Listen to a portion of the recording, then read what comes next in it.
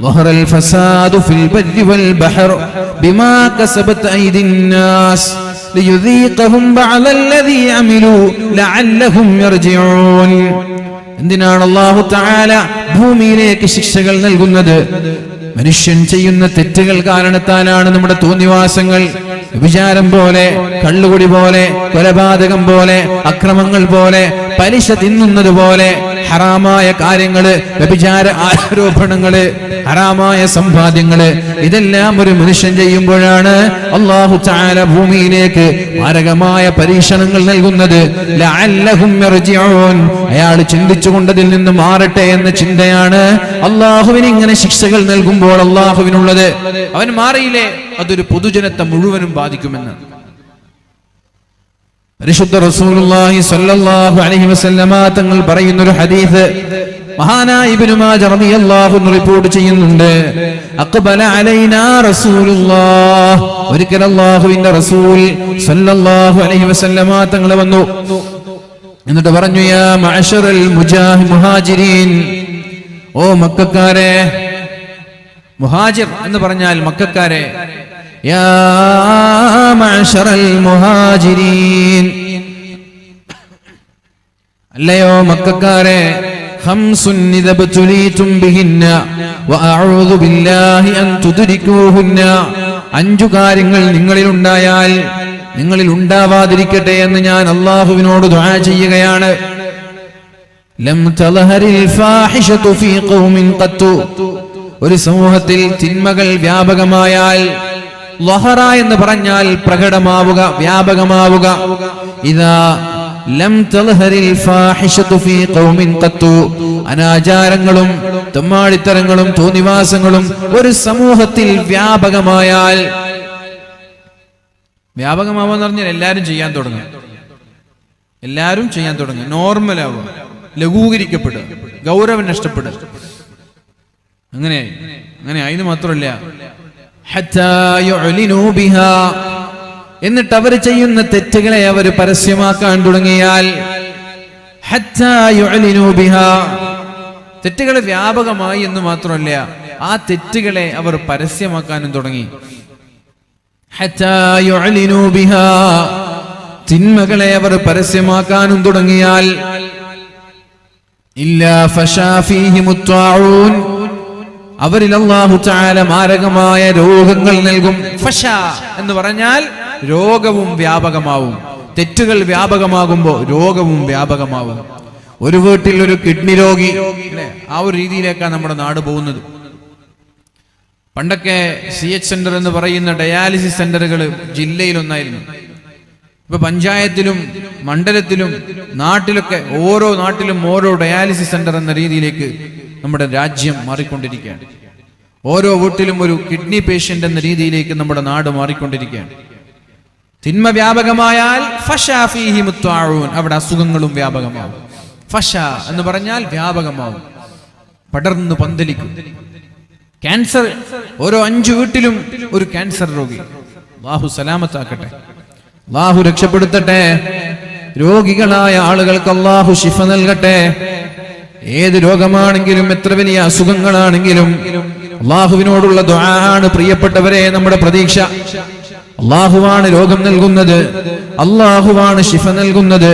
മഹാനായ ഇബ്രാഹിം നബി അലൈഹിസ്സലാം ഒക്കെ പറഞ്ഞതുപോലെ ഫഇദാ മരിൽതു ഫഹുവ യശ്ഫീൻ, മഹാനായ ഇബ്രാഹിം നബി അലൈഹിസ്സലാം പറഞ്ഞത് ഫഇദാ മരിൽതു ഫഹുവ യശ്ഫീൻ, ഞാൻ രോഗിയായാൽ എനിക്ക് ശിഫ നൽകുന്നത് അല്ലാഹു റബ്ബ് സുബ്ഹാനഹു വ തആലയാണ്. അല്ലാഹുവിനുള്ള പ്രതീക്ഷ നമ്മൾക്കുണ്ടാവണം. അല്ലാഹുവാണ് രോഗം നൽകുന്നത്, അല്ലാഹുവാണ് ശിഫ നൽകുന്നത്. ആ അല്ലാഹു ചോദിച്ചാൽ ശിഫ തരാത്ത അസുഖങ്ങളില്ല എന്ന ബോധം പ്രിയപ്പെട്ടവരെ നമ്മൾക്കുണ്ടാവണം. എത്ര വലിയ അസുഖങ്ങളാണെങ്കിലും ഡോക്ടർമാര് പോലും കൈയൊഴിഞ്ഞാലും അല്ലാഹു എനിക്ക് ശിഫ തരുമെന്നുള്ള പ്രതീക്ഷ നമ്മൾക്കുണ്ടാവണം. മഹാനായ അയ്യൂബ് നബി അലൈഹിസ്സലാം അല്ലാഹുവിനോട് ദുആ ചെയ്തത് ഓർമ്മയുണ്ടല്ലോ. വഅയ്യൂബ ഇദ് നാജാ റബ്ബഹു അന്നീ മസ്സനിയൽ-ളുർറു വഅൻത അർഹമുർ റഹീമീൻ, അല്ലാഹുവേ നീ കാരുണ്യവാനാണല്ലോ, ഞാനാണെങ്കിൽ ഒരൽപ്പം പ്രയാസം അനുഭവിക്കുന്നുണ്ട്. അതുകൊണ്ട് ഫസ്തജബ്നാ ലഹു ഫകശഫ്നാ ബിഹി മിൻ ളുദ്ദിൻ വആതൈനാഹു അഹ്ലഹു വമിസ്ലഹും മഅഹും. അങ്ങനെ മഹാനായ അയ്യൂബ് നബി അലൈഹിസ്സലാമിന്റെ പ്രാർത്ഥന അല്ലാഹു സ്വീകരിച്ച് ഉടനെ തന്നെ മഹാനായ അയ്യൂബ് നബി അലൈഹിസ്സലാമിന് അല്ലാഹു തആല ശിഫ നൽകിയത് പരിശുദ്ധ ഖുർആനിൽ അല്ലാഹു പറയുന്നുണ്ട്. അതുകൊണ്ട് തദാവു ഇബാദല്ലാഹ്, രോഗം വന്നാൽ ഉടനെ ചികിത്സിക്കണമെന്നാ പറഞ്ഞത്. ഫഇന്നല്ലാഹ സുബ്ഹാനഹു ലം യളഅ ദാഅൻ ഇല്ലാ വുളിഅ മഅഹു ശിഫാ. ഏതെങ്കിലും രോഗം അല്ലാഹു ഭൂമിയിലേക്ക് പറഞ്ഞയച്ചിട്ടുണ്ടെങ്കിൽ ആ രോഗത്തിനുള്ള ചികിത്സയും അല്ലാഹു പറഞ്ഞയച്ചിട്ടുണ്ട്. ഇവിടെ ഒരു രോഗമുണ്ടെങ്കിൽ ആ രോഗത്തിനുള്ള ശിഫയും ഭൂമിയിലുണ്ട്. പക്ഷെ നമ്മളത് കണ്ടെത്തിയിട്ടില്ല എന്ന് മാത്രം. ഡോക്ടർമാർ പറയില്ലേ, ഈ രോഗത്തിന്റെ പേരറിയില്ല, ഇതിന്റെ മരുന്നില്ല. രോഗം ഇവിടെ ഉണ്ടെങ്കിൽ ആ രോഗത്തിനുള്ള മരുന്നും ഭൂമിയിലുണ്ട്, നമ്മൾ കണ്ടുപിടിച്ചിട്ടില്ല. എത്ര കാലായി ക്യാൻസർ നമ്മെ കാർന്ന് തിന്നാൻ തുടങ്ങിയിട്ട് ഇതുവരെ മരുന്ന് കണ്ടുപിടിച്ചോ? എത്ര കാലായി കിഡ്നി രോഗികൾ ഇങ്ങനെ വ്യാപിച്ചുകൊണ്ടിരിക്കുകയാണ്, മരുന്ന് കണ്ടുപിടിച്ചോ? കണ്ടുപിടിക്കൂല. ഇതൊക്കെ ഒരു ബിസിനസ് മെന്റാലിറ്റിയാ. പനിക്ക് വേഗം മരുന്നുണ്ടാവും. കാരണം എന്താ? പനി ഇപ്പോൾ ഒരാഴ്ച കിടന്നാൽ ചിലപ്പോൾ ഷിഫയാകും. അതിന് ഹോസ്പിറ്റലിൽ പോയാലും പോയില്ലേലും. എന്നാൽ കിഡ്നി രോഗം അങ്ങനെയല്ല, മരിക്കുവോളം ഹോസ്പിറ്റലിൽ പോകണം. മരിക്കുവോളം ഹോസ്പിറ്റലിൽ പോകണം. അതാണ് കിഡ്നി രോഗം. 19 വയസ്സുള്ള ഒരു പെൺകുട്ടി കിഡ്നി രോഗിയായി കോഴിക്കോട് മെഡിക്കൽ കോളേജിന്റെ തൊട്ടടുത്തുള്ള CH സെന്ററിൽ കിടപ്പുണ്ട്. ആഴ്ചയിൽ 3 തവണ ഡയാലിസിസ് ചെയ്യേണ്ടി വരുന്ന ഒരു പെൺകുട്ടിയാണ്. പഠിച്ചുകൊണ്ടിരിക്കുന്ന ഒരു വിദ്യാർത്ഥിനിയാണ്. ട്രാൻസ്പ്ലാന്റേഷൻ പോലും സാധിക്കാതെ അതിന് സൂട്ടബിൾ ആയിട്ടുള്ള കിഡ്നി കിട്ടുന്നില്ല. അല്ലെങ്കിൽ കിഡ്നി കിട്ടിയാൽ ശരീരം അതിനെ സ്വീകരിക്കുന്നില്ല. എന്താ പ്രതിവിധി? ദുആ മാത്രം, വേറൊന്നുമില്ല. മരുന്ന് കണ്ടുപിടിച്ചിട്ടില്ല. മരുന്ന് കണ്ടുപിടിച്ചാലേ പ്രിയപ്പെട്ടവരെ ആ കുട്ടിക്ക് ഹോസ്പിറ്റലിൽ നിന്ന്, ഡയാലിസിസ് സെന്ററിൽ നിന്ന് രോഗശമനം ലഭിച്ച ആരോഗ്യത്തോടെ വീട്ടിലേക്ക് തിരിച്ചു പോകണമെങ്കിൽ അതിനുള്ള മരുന്ന് കണ്ടുപിടിക്കണം. മരുന്ന് കണ്ടുപിടിക്കാത്ത കാലത്തോളം 90 വയസ്സ് വരെ ജീവിച്ചാലും ദിവസവും ഡയാലിസിസ്, ആഴ്ചയിൽ 3 തവണ ഡയാലിസിസ് സെന്ററിൽ പോയി ശരീരത്തിന്റെ മുഴുവൻ രക്തവും മെഷീനിലേക്ക് മാറ്റി 4 മണിക്കൂറോളം നീണ്ടു നിൽക്കുന്ന ഒരു പ്രവർത്തനം കാരണം ശരീരത്തിന്റെ രക്തം ശുദ്ധീകരിച്ച് തിരിച്ച് ശരീരത്തിലേക്ക് തന്നെ തിരിച്ചു കയറ്റണം. 4 മണിക്കൂറാണ് അതിന് വേണ്ടത്. ആഴ്ചയിൽ 3 തവണ പോകണം ഡയാലിസിസ് സെന്ററിൽ. 90 വയസ്സ് വരെ. ഒരാൾ 100 വയസ്സ് വരെ ജീവിച്ചാൽ 100 വയസ്സ് വരെ പോകണം. കാരണം എന്തേ? കിഡ്നി രോഗികൾക്ക് മരുന്ന് കണ്ടുപിടിച്ചിട്ടില്ല. കിഡ്നി മാറ്റിവെക്കുക എന്നുള്ളതല്ലാതെ വേറൊരു ഓപ്ഷൻ ഇല്ല. കുറ്റിപ്പുറം ഭാഗത്തൊരു വഅദിന് പോയപ്പോ അവിടെയുണ്ട് ഒരാള്, മഹാനായ അത്തിപ്പറ്റ ഉസ്താദിന്റെ വളരെ അടുത്ത ഒരാള്. അയാള് കിഡ്നി പേഷ്യന്റ് ആണ്. കിഡ്നി മാറ്റിവെക്കാൻ ഡോക്ടർമാര് പറഞ്ഞു, അനുയോജ്യമായ കിഡ്നി കിട്ടുന്നില്ല. അങ്ങനെയാണ് ഹോസ്പിറ്റലിൽ പോയി സ്വന്തം ഭാര്യ തന്റെ കിഡ്നി നൽകാൻ തയ്യാറായി. പക്ഷേ ആ കിഡ്നി ഇയാളുടെ ശരീരത്തിലേക്ക് മാച്ചാവുന്നില്ല, യോജിക്കുന്നില്ല. എന്താ ചെയ്യാ? ഭാര്യയോട് ചോദിച്ചു.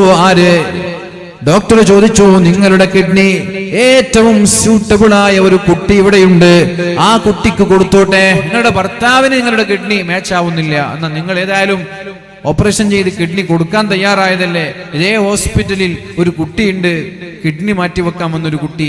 ആ കുട്ടിക്ക് നിങ്ങളുടെ കിഡ്നിയുമായി നല്ല ചേർച്ചയുണ്ട്, അത് മാറ്റിവെച്ചോട്ടെ. പെണ്ണുങ്ങൾ പറഞ്ഞു, ഏതായാലും കിഡ്നി മാറ്റിവെക്കാൻ ഞാൻ തീരുമാനിച്ചതല്ലേ, കുഴപ്പമില്ല, എന്റെ കിഡ്നി ആ കുട്ടിക്ക് വെച്ചോളൂ. ഭർത്താവിടെ കിഡ്നിക്ക് വേണ്ടി കാത്തിരിക്കുകയാണ്. അങ്ങനെ ഡോക്ടർമാർ ആ കുട്ടിയുടെ കുടുംബത്തെ ബന്ധപ്പെട്ടു. ഈ ഭാര്യയുടെ കിഡ്നി ഈ പിഞ്ചു പൈതലിനെ കുഞ്ഞിന് വെക്കാമെന്ന് തീരുമാനിച്ചു. അങ്ങനെയാണ് ആ കുഞ്ഞിന്റെ കുടുംബത്തിൽ ഈ ഭർത്താവിന് സ്യൂട്ടബിളായ അനുയോജ്യമായ കിഡ്നി എവിടെയെങ്കിലും ഉണ്ടോ എന്ന് അന്വേഷിച്ചത്. അങ്ങനെയാണ് ആ കുട്ടിയുടെ മാതാവിന്റെ കിഡ്നി ഈ പെണ്ണിന്റെ ഭർത്താവിന്റെ കിഡ്നിയുമായി ചേർന്ന് വരുന്നത്. ഉടനെ തന്നെ 4 ഓപ്പറേഷനാണ് ഒരേ സമയം ആ ഹോസ്പിറ്റലിൽ നടന്നത്. 4 ഓപ്പറേഷൻ, 4 സർജറി. ഭാര്യയുടെ കിഡ്നി എടുക്കുന്നു, കുട്ടിയുടെ ഹൃദയം കീറുന്നു, എന്നിട്ട് അവിടെ വെക്കുന്നു.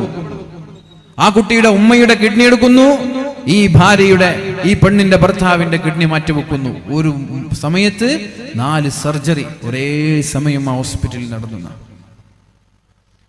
ഈ കിഡ്നി മാറ്റിവെക്കാൻ വരെ ചേർച്ച വേണം, ശരീരത്തോടത് പൊരുത്തപ്പെടണം. എല്ലാവരും കിഡ്നിയും എല്ലാവർക്കും ചെയ്യാൻ പറ്റൂല, എല്ലാവർക്കും മാറ്റിവെക്കാൻ പറ്റൂല. പൈസ ഉണ്ടെങ്കിലും കിഡ്നി കിട്ടിക്കൊള്ളണമെന്നില്ല. കിഡ്നി കിട്ടാൻ പ്രയാസമാണ്. അല്ലാഹു എല്ലാവരും രക്ഷപ്പെടുത്തട്ടെ.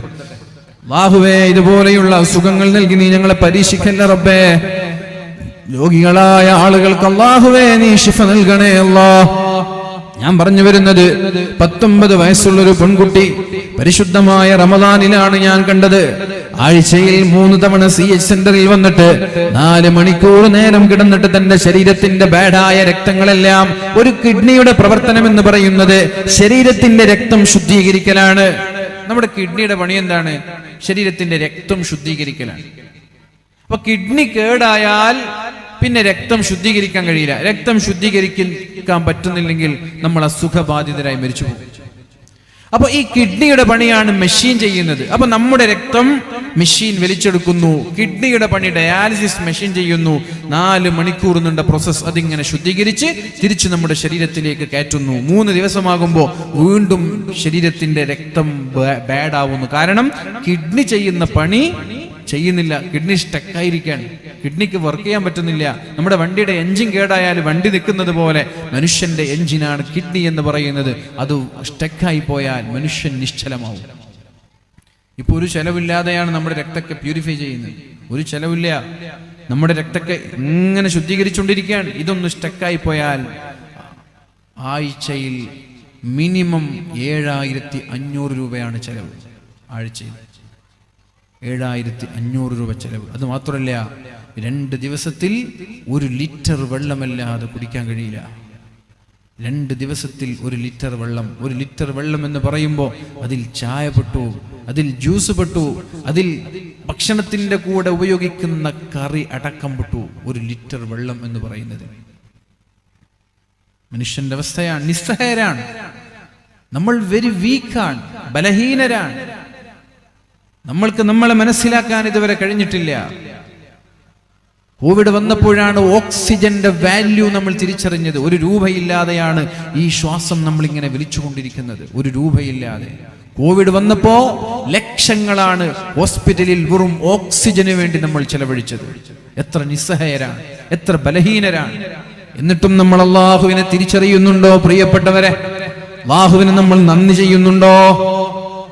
ഒരാൾ കിഡ്നി രോഗിയായാൽ അയാൾക്ക് അനുയോജ്യമായ കിഡ്നി ലഭിച്ചില്ല എങ്കിൽ മരിക്കുന്നത് വരെ അയാൾ ഹോസ്പിറ്റലിൽ പോയി ഓരോ ആഴ്ചയും 7500 രൂപ, 2 ആഴ്ചയാകുമ്പോൾ 15000 രൂപ, 1 മാസത്തിൽ 30000 രൂപ വെറും കിഡ്നി ശുദ്ധീകരിക്കാൻ മാത്രം, രക്തം ശുദ്ധീകരിക്കാൻ മാത്രം 1 മാസത്തിൽ 30000 രൂപ.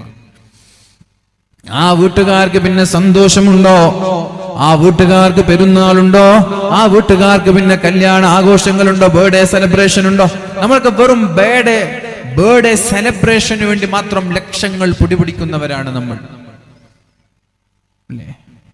ഒരു മകളുടെ 1-ാം മാസം, അതും ഒരു സെലിബ്രേഷൻ. 2-ാം മാസം, അതും ഒരു സെലിബ്രേഷൻ. എപ്പോഴാണ് ഇതൊക്കെ തുടങ്ങിയത്? ഓരോ മാസവും സെലിബ്രേറ്റ് ചെയ്യാൻ എപ്പോഴാണ് പ്രിയപ്പെട്ടവരെ നമ്മൾ തുടങ്ങിയത്?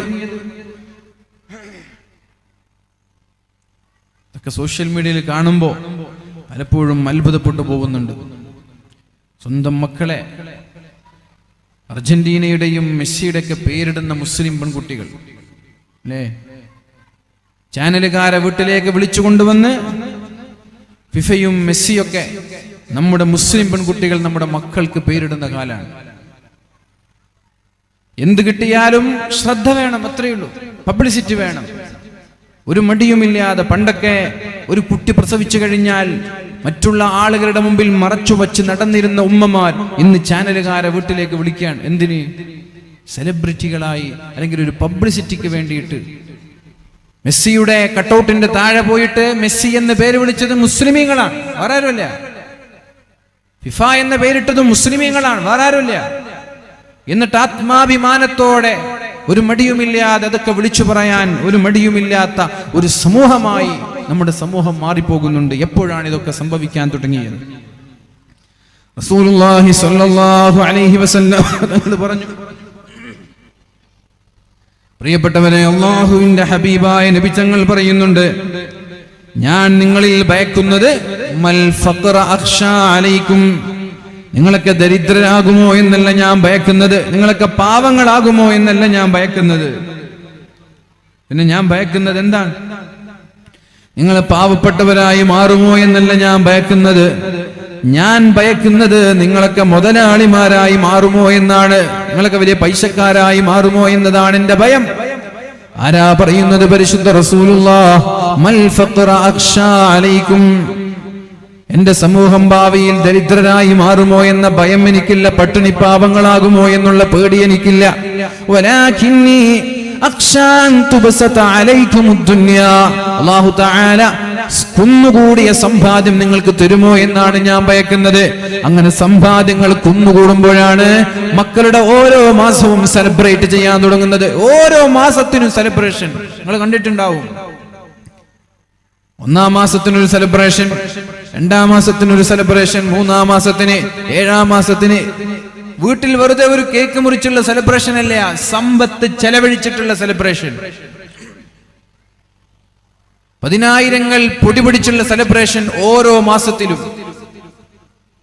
സോഷ്യൽ മീഡിയയിൽ പബ്ലിസിറ്റി കിട്ടാനും വ്യൂവേഴ്സ് ഉണ്ടാവാനും ചാനലുകൾ സബ്സ്ക്രൈബ് ചെയ്യാനും പേജുകൾ ഫോളോ ചെയ്യാനും വേണ്ടി ഈ തോന്നിവാസങ്ങൾ നിരന്തരമായി ആവർത്തിക്കുന്നു.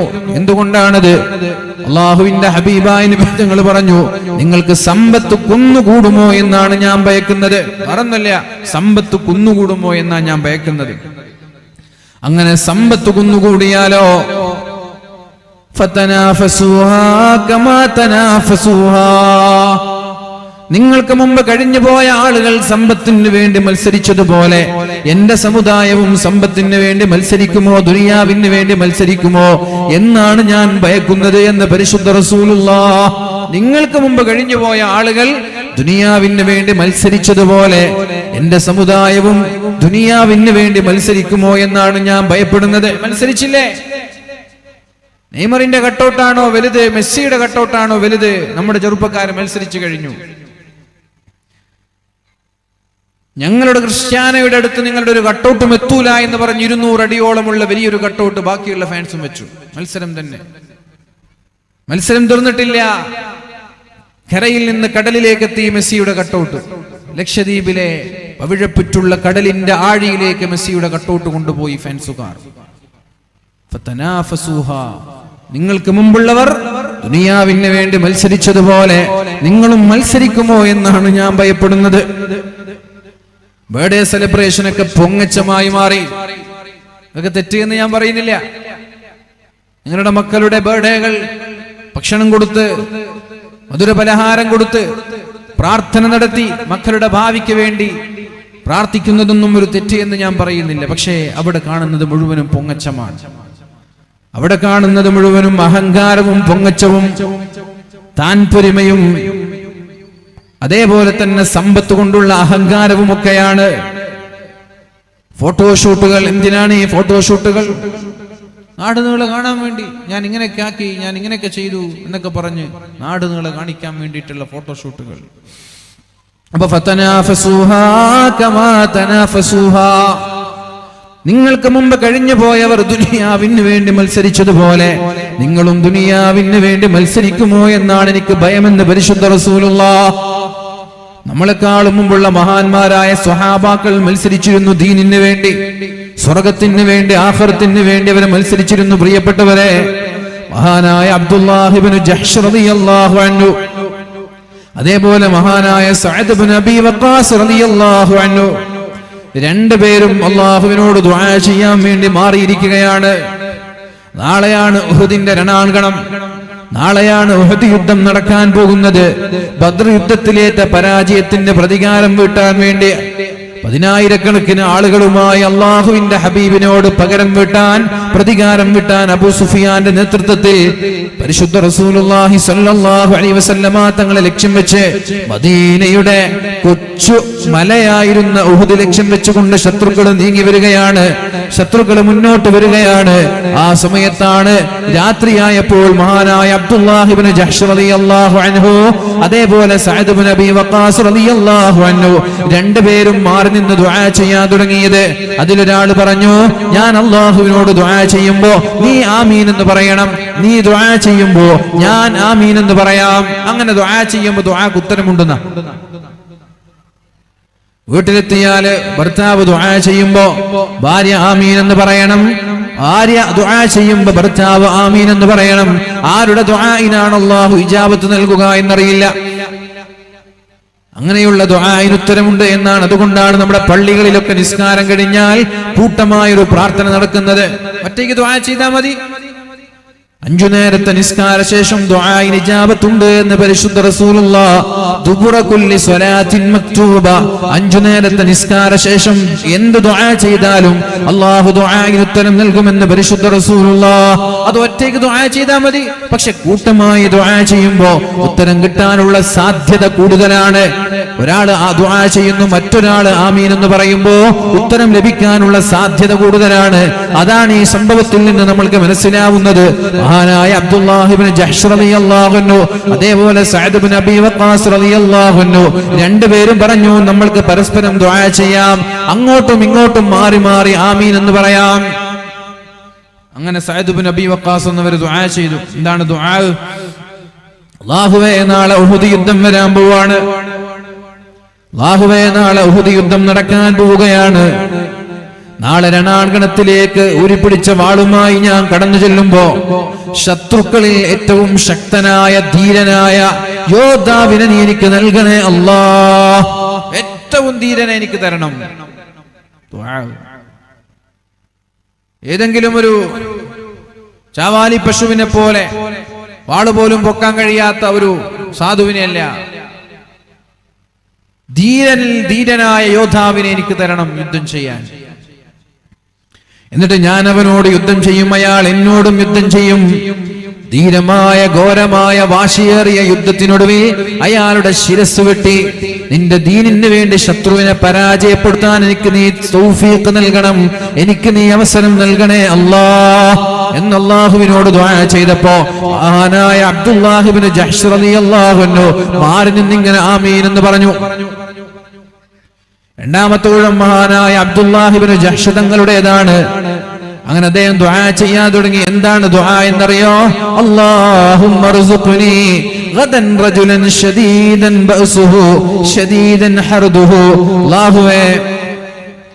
അല്ലാഹുവേ, ഏറ്റവും ധീരനായ ശക്തനായ ഏറ്റവും വലിയ യോദ്ധാവിനെ എനിക്ക് നീ ശത്രുവായി പോരാടാൻ എന്റെ മുന്നിലേക്ക് കൊണ്ടുവരണം അല്ലാഹ്. ഉഖാതിലുഹു ഫീക വയുഖാതിലുനി, അയാളോട് ഞാൻ യുദ്ധം ചെയ്യും, അയാൾ തിരിച്ച് എന്നോടും യുദ്ധം ചെയ്യും. എന്നിട്ട് സുമ്മ യഖ്തുലുനി, അയാൾ എന്നെ വെട്ടിക്കളയും, അയാൾ എന്നെ കൊന്നുകളയും. ഏറ്റവും ധീരനായ യോദ്ധാവ്, അയാളോട് എനിക്ക് പടവെട്ടണം, അയാളോട് എനിക്ക് പോരാടണം. ധീരമായ പോരാട്ടത്തിനൊടുവിൽ അയാൾ എന്നെ വെട്ടണം, ഞാൻ അങ്ങനെ പിടഞ്ഞു വീണ് രക്തസാക്ഷിയാവണം. മതിയോ? പോരാ. അങ്ങനെ പിടഞ്ഞു വീണ ശിരസറ്റ് നിലത്തേക്ക് വീണ എന്റെ ശരീരത്തിലേക്ക് ചാടി വന്നിട്ട് എന്റെ ചെവി മുറിച്ചു മാറ്റണം അല്ലാഹ്, എന്റെ മൂക്ക് മുറിച്ചു മാറ്റണം അല്ലാഹ്. എന്റെ ശത്രു എന്റെ ചെവിയും എന്റെ മൂക്കും മുറിച്ചു മാറ്റണം. എന്നിട്ടോ ഫഇദാ ലഖീതുക, അങ്ങനെ യുദ്ധമെല്ലാം കഴിഞ്ഞ് ആളുകളെല്ലാം തിരിച്ചുപോയി എന്നെ മറമാടി ഞാൻ നിന്റെ സന്നിധിയിലേക്ക് കടന്നു വരുമ്പോൾ, ഫഇദാ ലഖീതുക, ഞാൻ നിന്റെ മുന്നിലേക്ക് വരുമ്പോൾ, ഖുൽത, നീ പറയണം, യാ അബ്ദല്ലാഹ് യാ അബ്ദല്ലാഹ് ഫീമ ജുദിഅ അൻഫുക വ ഉദ്നാക. എങ്ങനെയാണ് അബ്ദുല്ലാഹ് നിന്റെ ചെവി മുറിച്ചു മാറ്റപ്പെട്ടത്, നിന്റെ മൂക്ക് മുറിച്ചു മാറ്റപ്പെട്ടത്, എന്തു പറ്റി എന്ന് നീ എന്നോട് നാളെ മഹ്ശറാ ലോകത്ത് ചോദിക്കുമ്പോൾ, ഫഅഖൂലു, ഞാൻ പറയും, റബ്ബേ ഫീക വഫീ റസൂലിക, നിനക്ക് വേണ്ടി യുദ്ധം ചെയ്ത് നഷ്ടപ്പെട്ടു പോയതാണ് എന്റെ ചെവിയും മൂക്കും. നിന്റെ ഹബീബിന് വേണ്ടി പോരാടി നഷ്ടപ്പെട്ടു പോയതാണ് എന്റെ ചെവിയും മൂക്കുമെന്ന് ഞാൻ നിന്നോട് നാളെ പറയുമ്പോ, ഫയഖൂലു, നീ പറയണം, സദഖത, നീ പറഞ്ഞത് സത്യമാണ്. എനിക്ക് വേണ്ടി ധീരമായി പോരാടി രണാങ്കണത്തിൽ പിടഞ്ഞു വീണ് എനിക്ക് വേണ്ടി ചുണ്ടും ചെവിയും വിച്ഛേദിക്കപ്പെട്ട ഒരാളാണ് നീ എന്ന് അല്ലാഹുവേ നീ നാളെ സമ്മതിക്കണമെന്ന് ദുആ ചെയ്യുകയാണ്. അപ്പോഴാണ് മഹാനായ സഅദ് ഇബ്നു അബീ വഖാസ് റളിയല്ലാഹു അൻഹു ആമീൻ ആമീൻ എന്ന് പറയുന്നത്. എന്നിട്ട് സഅദ് എന്നവർ പറഞ്ഞു, കാനതു ദഅവതു അബ്ദില്ലാ ഖൈറൻ മിൻ ദഅവതി, എന്റെ പ്രാർത്ഥനയേക്കാൾ എത്രയോ വലിയ പ്രാർത്ഥനയായിരുന്നു അബ്ദുള്ളയുടേത്. അതാണ് ഞാൻ പറഞ്ഞത്, നമ്മളിവിടെ ബർത്ത്ഡേ സെലിബ്രേഷൻ മത്സരിക്കുമ്പോ, കല്യാണത്തിന്റെ ആഘോഷങ്ങൾ എത്ര കെങ്കേമമായി നടത്താമെന്ന് മത്സരിക്കുമ്പോ, വീട് വെച്ചും വാഹനം വാങ്ങിയും മത്സരിക്കുമ്പോ, അവര് മത്സരിച്ചത് ദുനിയാവിനല്ല, അവര് മത്സരിച്ചത് ആഖിറത്തിനാണ്. ആഖിറത്തിൽ എങ്ങനെ രക്ഷപ്പെടാം എന്ന ചിന്തയോടെയാണ് അവർ മത്സരിച്ചത്. മഹാനായ സഅദ് റളിയല്ലാഹു അൻഹു പറയുന്നുണ്ട്, എന്നെക്കാളൊക്കെ എത്രയോ വലിയ ദുആ ആയിരുന്നു, എന്നെക്കാളൊക്കെ എത്രയോ വലിയ പ്രാർത്ഥനയായിരുന്നു ആരുടേത്? മഹാനായ അബ്ദുള്ള എന്നവരുടേത്. അങ്ങനെ ഞാൻ ഫലഖദ് റഅയ്തുഹു ആഖിറൻ നഹാർ, ഞാൻ ദുആ ചെയ്തതുപോലെ ശത്രുവിനെ പോരാടി ഞാൻ ശത്രുവിനെ പരാജയപ്പെടുത്തി. യുദ്ധം കഴിഞ്ഞ് ഞാൻ വൈകുന്നേരമായപ്പോ രണാങ്കണത്തിലൂടെ ഇങ്ങനെ നടന്നു പോകുമ്പോ ഞാൻ അബ്ദുള്ള എന്നവരെ കാണാനിടയായി. മഹാനായ അബ്ദുള്ള എന്നവരുടെ ചെവിയും മഹാനായ അബ്ദുള്ള എന്നവരുടെ മൂക്കും ഒരു നൂലിൽ കോർത്തു വെക്കപ്പെട്ടതായി, ശരീരത്തിൽ നിന്ന് മുറിച്ചു മാറ്റപ്പെട്ട് ഒരു നൂലിൽ തുന്നിച്ചേർത്ത് കോർത്തു വെക്കപ്പെട്ടതായി എനിക്ക് കാണാൻ കഴിഞ്ഞു എന്ന് മഹാനായ സഅദ് ഇബ്നു അബീ വഖാസ് റളിയല്ലാഹു അൻഹു. ഇങ്ങനെയായിരുന്നു മുഅ്മിനീങ്ങളെ അവരൊക്കെ മത്സരിച്ചത്. നമ്മള് നെയ്മറിന്റെ കട്ടൗട്ടാണോ മെസ്സിയുടെ കട്ടൗട്ടാണോ ഏറ്റവും ഉയരത്തിൽ വരേണ്ടത് എന്ന മത്സരത്തിലാണ് ഇപ്പോഴും. കളി കാണുന്നതിനെയോ കളിക്കുന്നതിനെ കുറിച്ചൊന്നല്ല, കളിയുടെ പേരിൽ ആഭാസങ്ങൾ കാണിക്കരുത്. കളി നമ്മുടെ മതമായി മാറരുത്, കളി നമ്മുടെ ദീനായി മാറി. ഇപ്പോഴാണ് പ്രശ്നം. കളി കാണുന്നത് പ്രശ്നമില്ല, കളിക്കുന്നതും പ്രശ്നമില്ല, കളി ദീനാകുമ്പോഴാണ് പ്രശ്നം. നമ്മുടെ മതമായി നമ്മുടെ ഈ സ്പോർട്സ് മാറരുത്.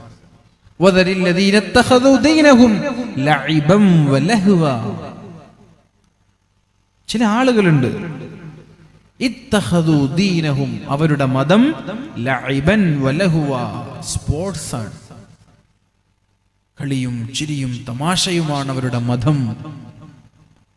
അവരെ വിട്ടേക്ക് നബിയെ, അവരെ വിട്ടേക്ക്. അത്തരം ആളുകളെ ഞാൻ കൈകാര്യം ചെയ്തോളാം എന്നാണ് അല്ലാഹു പറയുന്നത്. ആവശ്യമില്ലാത്ത വാഗ്വാദങ്ങൾ, ആവശ്യമില്ലാത്ത തർക്കങ്ങൾ, ആർക്കോ വേണ്ടി, ഏതോ രാജ്യത്തുള്ളവർക്ക് വേണ്ടി. നിസ്കാരമുണ്ടോ? ഇല്ല. യസബു ബാഖീഹ തു ബാഖീനഹി, നിന്റെ നിസ്കാരം ബാക്കിയുണ്ട്, നിന്റെ നോമ്പ് ബാക്കിയുണ്ട്, നിന്റെ സകാത്ത് ബാക്കിയുണ്ട്, നിന്റെ നിർബന്ധമായും ചെയ്യേണ്ട ബാധ്യതകളൊക്കെ ബാക്കി വെച്ച് ആർക്കോ വേണ്ടി നിന്റെ വിലപ്പെട്ട സമയം തർക്കിച്ചും സംവാദം നടത്തിയും വാഗ്വാദം നടത്തിയും നീ ചെലവഴിക്കുകയാണ്. ഇതൊക്കെ കഴിയുമ്പോ നമ്മൾ ബാക്കിയുണ്ടാവില്ല. അതുകൊണ്ട് പ്രിയപ്പെട്ട ചെറുപ്പക്കാരെ, അല്ലാഹുവിന്റെ ദീനിനെ കുറിച്ചുള്ള ചിന്തകളിലേക്ക് നമ്മൾ കടന്നു വരണം. കളിയൊക്കെ കഴിഞ്ഞൊരു ജീവിതമുണ്ട് എന്ന് നമ്മൾ തിരിച്ചറിയണം. കളി മാത്രമല്ല ജീവിതം, അതിൻ്റെ അപ്പുറത്തേക്കൊരു ജീവിതമുണ്ട്. നമ്മളെക്കാളും മുമ്പ് ഉള്ള ആളുകൾ മത്സരിച്ചത് ഈ ദുനിയാവിന് വേണ്ടിയായിരുന്നില്ല, ആഖിറത്തിന് വേണ്ടിയായിരുന്നു എന്ന് നമ്മൾ തിരിച്ചറിയണം. ഇന്നൽ അബ്റാറ ലഫീ നഈം അലൽ അറായികി യൻറുൻ, സച്ചരിതരായ ആളുകൾക്ക് അല്ലാഹു നൽകാൻ പോകുന്നത് മനോഹരമായ സ്വർഗമാണ്. മനോഹരമായ സിംഹാസനത്തിൽ ഇരുന്ന് ഇങ്ങനെ നോക്കുന്ന, അലൽ അറായികി യൻറുൻ, മനോഹരമായ സിംഹാസനത്തിന്റെ മുകളിൽ അവരിരുന്നിങ്ങനെ നോക്കും. തഅരിഫു ഫീ വുജൂഹിഹിം നദ്റതൻ നഈം, അവരുടെ മുഖത്ത് സന്തോഷം കാണാൻ കഴിയും. മനോഹരമായ സ്വർഗത്തിൽ നിന്നുള്ള പാനീയങ്ങളാണ് അവർക്ക് കുടിക്കാൻ നൽകുന്നത്. വഫീ ദാലിക ഫല്യതനാഫസിൽ മുതനാഫിസൂൻ, ഈ വിഷയങ്ങളിലാണ് നിങ്ങൾ മത്സരിക്കേണ്ടത്. സ്വർഗം കിട്ടുന്ന വിഷയത്തിലാണ് മത്സരിക്കേണ്ടത്. ഇയാൾ 5 ലക്ഷം കൊടുത്താൽ ഞാൻ 6 ലക്ഷം തരാം. എന്തിന്? പള്ളിക്കും മദ്രസയ്ക്കും. ഇങ്ങനെയാ മത്സരിക്കേണ്ടത്. വഫീ ദാലിക ഫല്യതനാഫസിൽ മുതനാഫിസൂൻ, ഇത്തരം വിഷയങ്ങളിലാണ് മത്സരിക്കേണ്ടത് എന്ന് പ്രിയപ്പെട്ടവരെ പരിശുദ്ധ ഖുർആൻ നമ്മോട് പഠിപ്പിക്കുന്നു. നേരെ മറിച്ച് ദുനിയാവിന്റെ വിഷയങ്ങളിലാണ് നമ്മുടെ മത്സരമെങ്കിൽ വതുഹ്ലികകും കമാ അഹ്ലക്തഹും, എങ്ങനെയാണോ നമ്മളെക്കാളും മുമ്പുള്ളവർ നശിച്ചു പോയത്, അതേപോലെ എന്റെ സമുദായവും നശിച്ചു പോകുമെന്ന് പരിശുദ്ധ റസൂലുള്ളാഹ്. ദരിദ്രരായതുകൊണ്ടല്ല, സമ്പന്നരായതുകൊണ്ട് എന്റെ സമൂഹം നശിച്ചു പോകുമോ എന്നാ ഞാൻ ഭയക്കുന്നത് എന്നാണ് നബി സല്ലല്ലാഹു അലൈഹി വസല്ലം തങ്ങൾ ഈ സമൂഹത്തെ വാർണിംഗ് നൽകിയത്. നിങ്ങൾ ദരിദ്രരായതുകൊണ്ട് ഒരു പ്രയാസവും നിങ്ങൾക്ക് വരാൻ പോകുന്നില്ല, പക്ഷെ സമ്പന്നരായാൽ അതിന്റെ പേരിൽ നിങ്ങൾ നശിച്ചു പോകുമോ എന്ന് ഞാൻ ഭയക്കുകയാണ്. അതുകൊണ്ട് സമ്പാദ്യങ്ങൾ ഒരിക്കലും പ്രിയപ്പെട്ടവരെ അന്യായങ്ങൾക്ക് വേണ്ടി, ദൂർത്തിന് വേണ്ടി, ഇസ്റാഫിന് വേണ്ടി, അമിതമായ ചെലവുകൾക്ക് വേണ്ടി ഉപയോഗിക്കാതെ ഹലാലായ രീതിയിൽ ചെലവഴിക്കാനാണ് നമ്മൾ പഠിക്കേണ്ടത്. അല്ലാഹു റബ്ബ് സുബ്ഹാനഹു വ തആല തൗഫീഖ് നൽകട്ടെ. റസൂലുള്ളാഹി സ്വല്ലല്ലാഹു അലൈഹി വസല്ലം പറയുന്നു, തിന്മകൾ വ്യാപകമാകുന്നതിനനുസരിച്ച് രോഗികളും വ്യാപകമാകും. ഇല്ലാ ഫശാ ഫീഹിമു ത്വാഊൻ, രോഗങ്ങൾ വ്യാപകമാകും.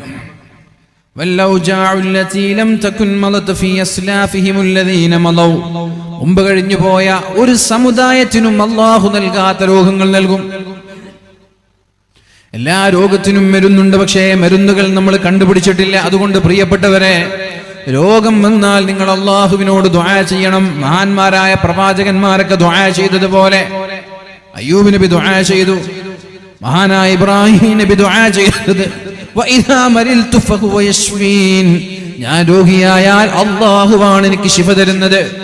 അതുകൊണ്ട് ഹോസ്പിറ്റലിലേക്ക് പോയാലും ദുആ മറക്കാൻ പാടില്ല.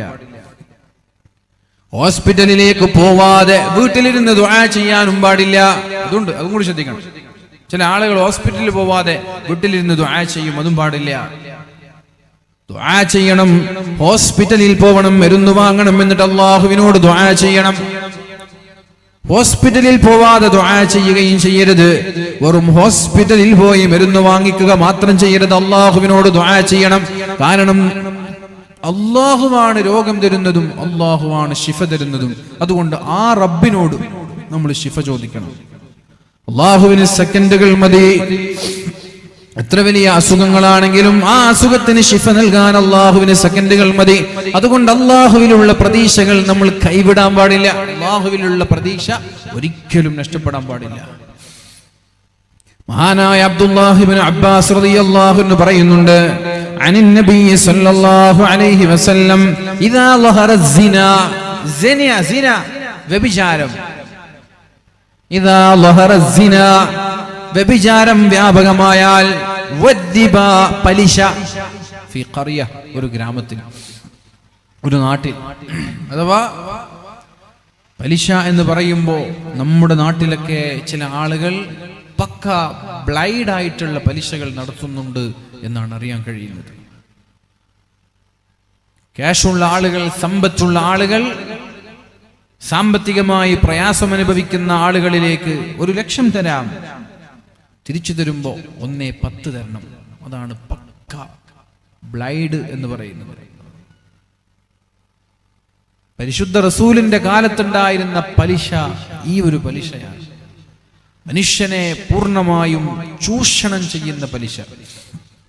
ബാങ്കിന്റെ പലിശയൊന്നും ഇത്ര ഗൗരവമുള്ള പലിശയല്ല. ബാങ്കിന്റെ ഇടപാട് ആർക്കൊക്കെ വിട്ടുനിൽക്കാൻ പറ്റുമോ അവരൊക്കെ വിട്ടുനിൽക്കുക, അതാണ് ഖൈർ. ചില സാഹചര്യങ്ങളിൽ നിർബന്ധമായി ബാങ്ക് ഇടപാട് നടത്തേണ്ടി വരുന്നവർ അത് പിന്നെ ചെയ്യാൻ പറ്റാത്ത ഒരു സാഹചര്യമായതുകൊണ്ട് കുഴപ്പമില്ല. നേരെ മറിച്ച് ഈ പറയുന്ന പലിശ അങ്ങനെയല്ല. ഇത് ആർക്കും വിട്ടുനിൽക്കാം. നമ്മുടെ കയ്യിൽ 1,00,000 ഉണ്ട്, ഒരാൾ കടം ചോദിക്കാൻ വരുമ്പോ ഇന്ന് പിടിച്ച 1,00,000 എപ്പോഴാ തരാ? 6 മാസം കഴിഞ്ഞ് ആ 1,00,000 തന്നെ തിരിച്ചു തന്നാൽ മതി. ഇങ്ങനെയാണ് സഹായിക്കേണ്ടത്. അത് അല്ലാഹുവിന് ഏറ്റവും ഇഷ്ടപ്പെട്ട പ്രവർത്തനമാണ്. അല്ലാഹുവിന് ഏറ്റവും ഇഷ്ടപ്പെട്ട അമൽ എന്ന് പറയുന്നത് കടം കൊണ്ട് പ്രയാസപ്പെടുന്നവന് കടം കൊടുക്കൽ അല്ലാഹുവിന് വലിയ ഇഷ്ടമാണ്. കടം കൊണ്ട് പ്രയാസപ്പെടുന്നവന് കടം കൊടുക്കൽ അല്ലാഹുവിന് വലിയ ഇഷ്ടപ്പെട്ട പ്രവർത്തനമാണെന്ന്. ഒരു മനുഷ്യന്റെ കടം വീട്ടിക്കൊടുക്കുന്നത് അല്ലാഹുവിന് ഏറ്റവും ഇഷ്ടപ്പെട്ട അമലാണെന്ന് പരിശുദ്ധ റസൂലുള്ളാഹി